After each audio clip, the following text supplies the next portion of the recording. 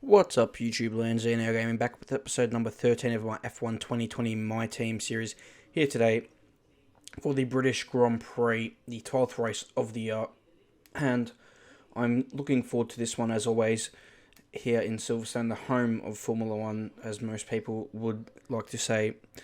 And I actually played this quite a bit ago, so not exactly sure what to expect here, so I'll just go with it on the fly here. We're just looking, and we've got each area slightly upgraded, but we also need to make more progress forward. Got a looks like a failed durability department, so we'll see how that handles itself. Anyway, hopefully this weekend we're looking to come back round to the points. I believe last time out in Austria we did not score points, so hopefully this week we can do so here at the British Grand Prix. Anyway, we'll move into the weekend and straight into qualifying. So here we go for qualifying here for the British Grand Prix, and first lap here in qualifying, and we've lost the back end through cops. So not a great start to our opening lap here in Silverstone here in qualifying, I meant to say. But here's our second lap now, same set of tyres.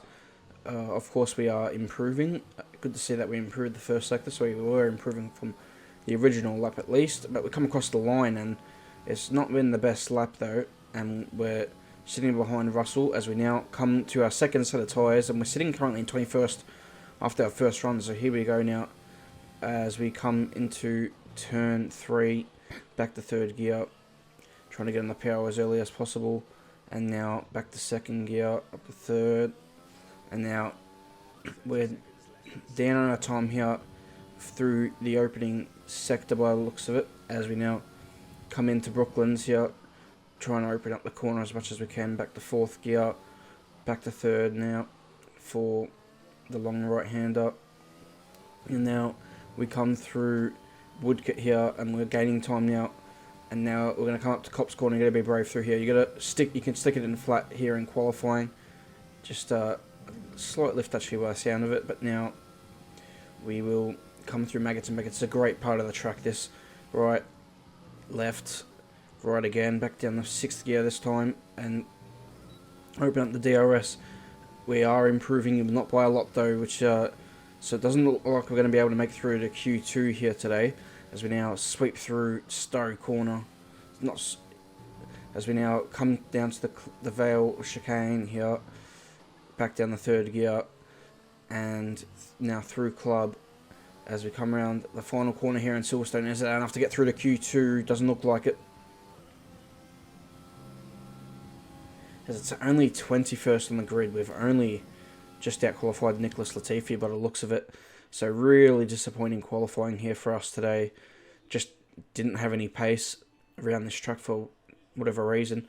You can see we've been out-qualified by our teammate, our newly acquired teammate, his first race for the team, George Russell as well. So we're going to take some grid penalties though, however.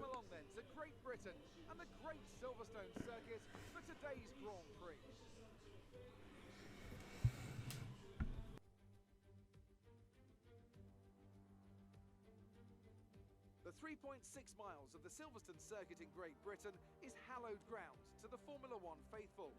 We have 18 corners that wrap around this former World War II airbase, and some good passing opportunities at the end of the DRS zones.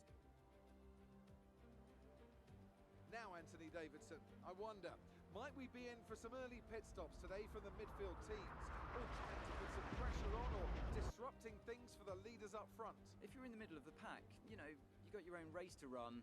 I don't think they're going to be thinking about causing trouble up front. However, closer to the head of the pack, don't be surprised to see some split strategies. If you're running second and third, for example, bringing one car in for an undercut while leaving the other one out there longer can put a lot of pressure on the leader and maybe force them into an error. It's time to see how our drivers are stacking up after yesterday's exciting qualifying session. Lewis Hamilton lines up on pole position, and it's Valtteri Bottas that completes the front row.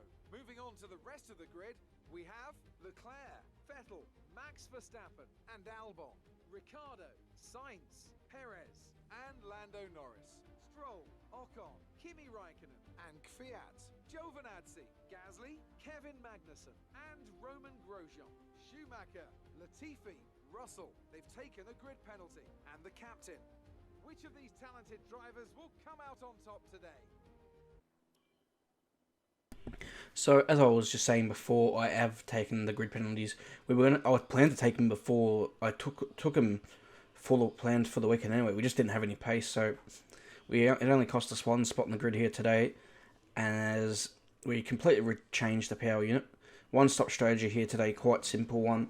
The first 3 rows of the grid locked out by Mercedes, Ferrari and Red Bull in that order, which is interesting to see. Hamilton, of course, on pole for his home Grand Prix, looking to once again win around here for his home race, as we now move on to the start of the race. Pulling to the line. What can we do here from last in the grid? Can we score points? It will be a very, very difficult day and a good drive if we can do it, as the revs build up here in Silverstone as we get ready for the start of the Grand Prix here, and it's go. The lights go out very quickly as we now off the line. Can we go up the inside of Latifi? We've probably drawn past Russell already. We have in the turn 1. We almost run into the back of Latifi. We're still side by side with Russell. He's going to sweep past us here through turn 2, but we go down, diving the inside of our teammate and Latifi, and now we're side by side with Grosjean. We still got Schumacher on our inside. We're now going to try to go around the outside of Grosjean. Can we make it stick around the outside of turn 4? Really nicely done through the loop there, and we sweep around as well through 5, and we take the position away. So good work, good start, as we now move into 4th place, and 4th place into 18th place, as now we're chasing Magnussen ahead, who's also chasing Gasly. So good start to move up from 22nd to 18th, just to help set up the Grand Prix, and we'll see what we can do here from this starting point, as we now coming through Maggots and Beggots for the first time, and this is just a great sequence of corners, probably the best on the calendar. And now we come through Chapel, and we've got a good run here out of Chapel and on the hanger straight, as we now move alongside Kevin Magnussen. We haven't got the top end speed of the Haas. We're going to dive down the inside though. He's got that Ferrari engine, but we are better on the brakes into Stowe, and we move into 17th place. So a great opening lap to move up 5 places here, and now we can really start our race. So as we now are behind Pierre Gasly here, heading onto the start of the 2nd lap. So it'd be interesting to see how it plays out today with strategy, if we can do anything. It's a simple 1-stop, so I'm not sure if we can do anything to make our mark, but we're looking to get ahead of the towers. Gasly got a horrible exit out of the loop there, and now we're right on the back of him as we slipstream him down, but he looks like that Honda engine's got some good power down the straight, and we can't do anything about it. I think I am running a little bit too much downforce for this race, and you can see it really affecting me there down that straight. Just couldn't get anywhere near Gasly despite the horrible exit we have. We're now moving to lap 3. You can see Magnussen's got back past us, and we're really starting to struggle a little bit here with the pace of the car, as we now put a wheel in the gravel there and we're immediately around. So a race that started off well was now just gone completely the wrong direction for us, as we drop to the back of the field here with that spin. Really poor form, as now we move to lap 9, and you can see we're not really closing on Latifi ahead. It's just staying in that gap. I'm doing everything to try my hardest to push, really probably pushing just a little bit too hard, as we now use a little bit of this curve, get a bump, and that's straight into the barrier here out of Chapel. As we now come into the pit lane, I came onto the pit lane a little bit too quickly as well, so on top of the broken front wing we cop a 5-second penalty. So this race has just gone from bad to worse, and it was already really, really bad. So it's a bit of an earlier pit stop for medium tyres. You can see though lap 20, you can see we were closing on the 2 Williams cars, but we're just a long way behind. As now Charles Leclerc is out of the Grand Prix and a safety car has been deployed. A safety car has been deployed, and this has just saved our race a little bit. As now we're going to be able to pit for new tyres to get rid of that 5-second penalty, but also we get new tyres. So it's a really good situation for us here, as we now will put on the soft tyre as well, a new set of soft tyres that we have for this Grand Prix from qualifying that we did not use, and now we can really hopefully charge here after this safety car restart. There's going to be 3 laps to do so here as we now get ready for the restart here in Silverstone.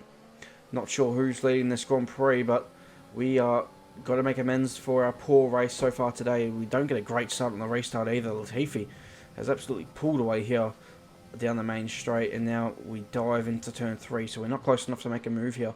We were hoping to maybe be past Latifi already at this stage, but we're not even close to the back of him. We're running very wide through the loop, and that's going to compromise us down the straight here.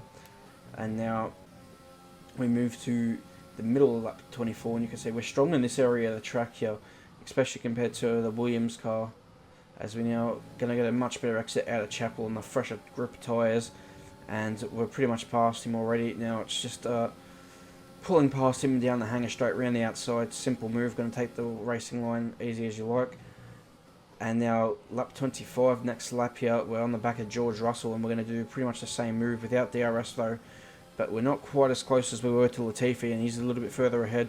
But we're going to pull out alongside now of Russell. We're going to dive down the inside with that grippier soft compound tyre. We're able to get past here. But that's about it. We're not able to get any closer to the back of Romain Grosjean or our teammate Mick Schumacher, who's trying to overtake Kevin Magnussen, which he cannot do, as Valtteri Bottas has won the Grand Prix here today. We come across the line for a 20th place finished. Or 19th, actually.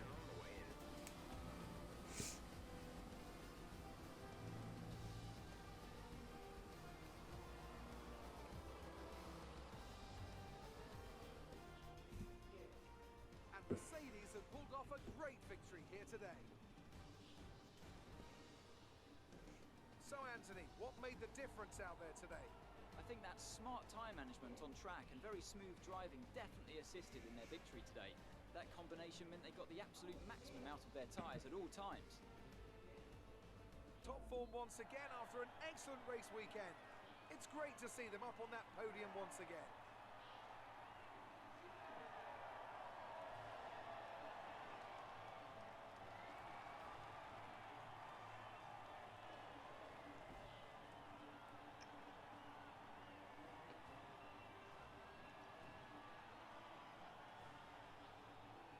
Time to see how this result affects the Drivers' Championship. More points for Valtteri Bottas, further solidifying his lead at the top of the table. After an incredible day of racing, who was your driver of the day, Ant? Difficult call, but I'd like to say Esteban Ocon.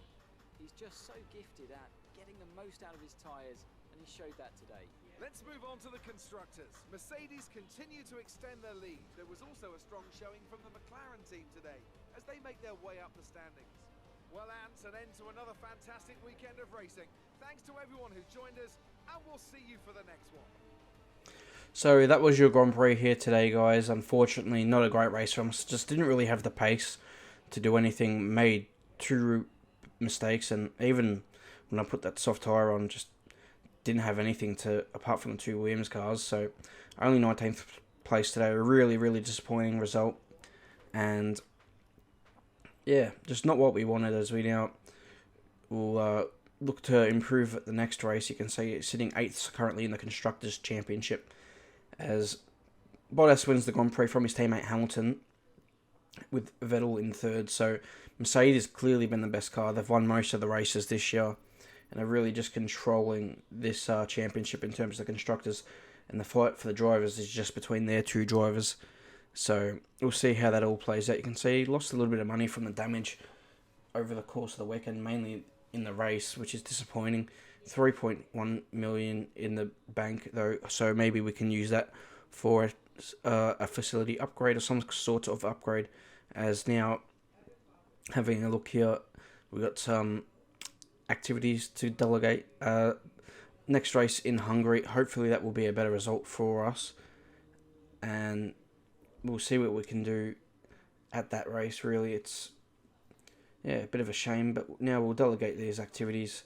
And but talking about that race, just to reflect a little bit, honestly, I think I just went wrong on the setup. Just maybe a little bit too much downforce. Really, a lot of drag on the straight. Just couldn't compete in a straight line compared to the AI. I was good in the corners, but just didn't make up for it. So for whatever reason, just didn't have the setup right here today. And I was really slow in qualifying. I didn't up the difficulty or anything for this Grand Prix. Just, the AI really good here maybe as well. But I was just really off it, I guess. Which is a bit of a shame. But, it is what it is. And we'll have to move on to the next race in Hungary, which is going to be a really heavy downforce circuit. Obviously, our car probably, in terms compared to the other cars of the grid, obviously is good in the engine department. So, but for whatever reason, it just didn't work out like that for us today. So hopefully we can make amends for that. As now we've got some resource points in the bank, and we'll look in a minute to do some upgrades. But we also maybe have some bits on the car coming by the looks of it. So we'll just see what we get here through the sim. Yes, we do get a bit of a durability upgrade. Also, a chassis, another durability upgrade. So, but that chassis upgrade could be quite key, especially for the Hungaroring, which is a high speed and low speed kind of track. Really dependent on air on the chassis around this joint. The power unit takes a bit of a backseat around here. So, looking at the certain departments, we got my planning here is to really get the quality control up over the course of this season to level 2 on all of the departments. I think that's what I want to do now, and that costs 5 million every time to do that. So, but that's the plan, is just to get that quality control up, so we don't have to waste time having parts fail on us. And I'll see what level 2's like, and then I'll start going into the other bits of the car, of the facility departments, in terms of upgrading. We have a engine upgrade that should come hopefully for the 2 power tracks in Spa and Monza, which will be really helpful for those 2 tracks. So, but that's my thinking with the facilities. Try and get that quality control up so we don't have parts fail, so we don't have to put more resource points in and also lose time. So that's my thinking there. Hopefully that helps develop the car faster and be more efficient with our resource points.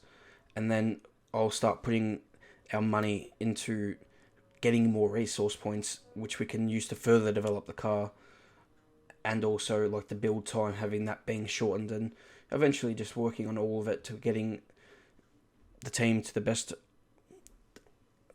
we can. So that's the plan here. You can see we're currently 9th in the performance chart. So even though we have made a lot of upgrades this year, you can see 5, 11, 8 there on the durability, and 7 for the chassis. We've made a fair few upgrades, but the other teams are also upgrading, so we haven't made progress compared to the rest of the grid. We've made progress as a car, but we're not making progress compared to the rest of the grid, which is good in a way, because it's a real challenge to develop the car, and we got to just be smart where we put our points to get to the front of the field. You can see though, Mercedes, Ferrari and Red Bull still clearly the top 3, and then there's a bit of a gap back to Racing Point, as always with these things, So anyway, guys, I hope you'll enjoy this episode here today.